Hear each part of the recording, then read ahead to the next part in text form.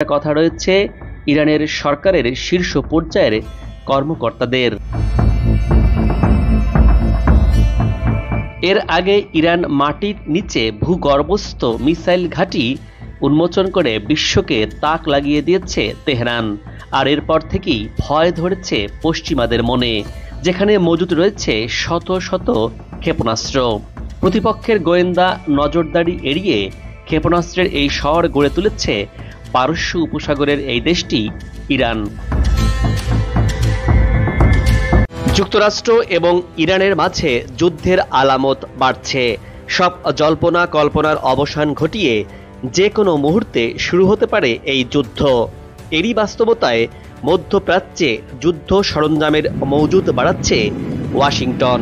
এরই মধ্যে ওই অঞ্চলে নতুন করে যুদ্ধ বিমানের বহর পাঠিয়েছে বলে নিশ্চিত করেছে যুক্তরাষ্ট্র।